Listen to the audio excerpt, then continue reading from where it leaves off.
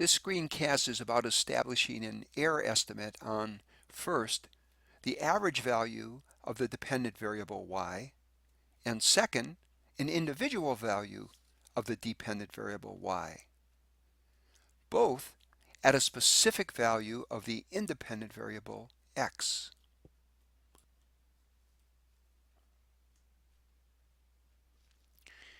This first expression is for a 101 minus alpha% confidence interval for the mean value of y at a specific value of x.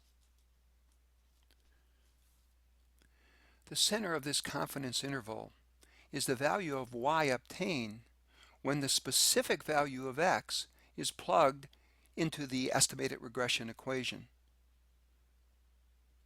Then the half-width of the interval is subtracted and then added to y hat x.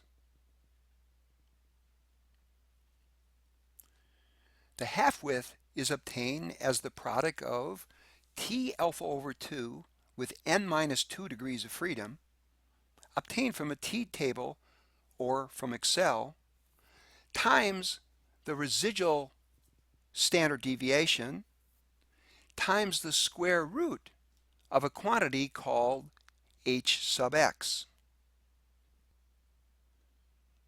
H sub x is computed as 1 over the number of observations in the data set plus the quantity x, referring to the specific given value of x, minus x bar, the average x value in the data set, this x minus x bar quantity squared, all divided by the sum of square x residuals.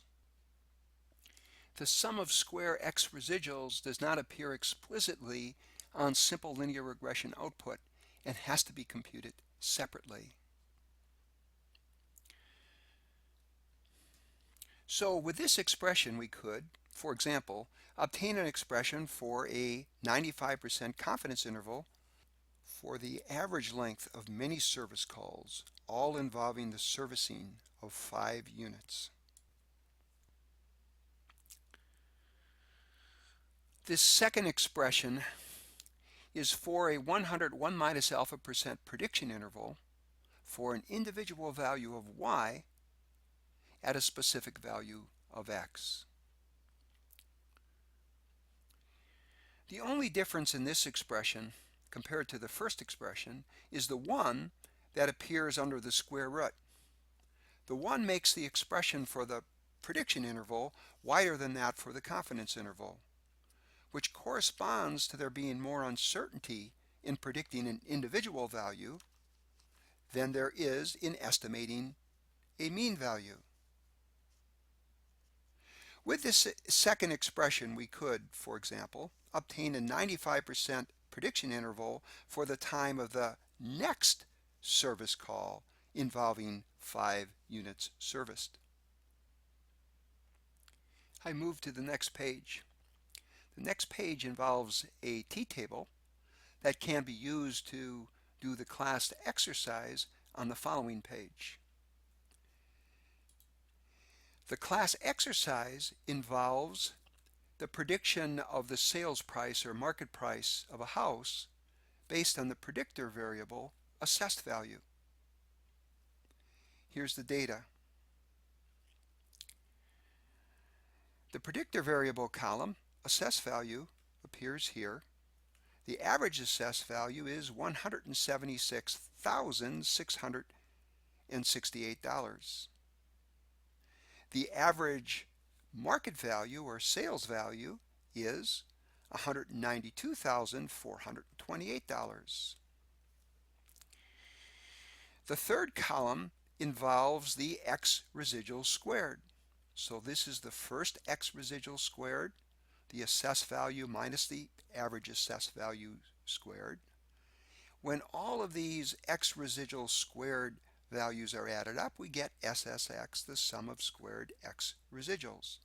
That quantity is written here, and it will be needed in computing confidence and prediction intervals for y, the market value.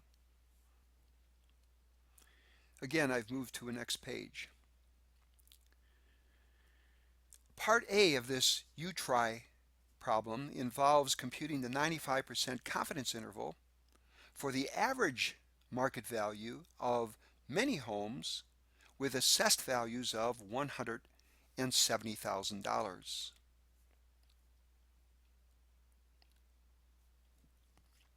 Part B asks for a 95% prediction interval for the market value of an individual house with an assessed value of $170,000. Note that neither a confidence interval or prediction interval for any dependent variable value appears on Excel simple linear regression output. Each must be computed. This completes this screencast, and it's a good time to go ahead and do the U-try class exercise.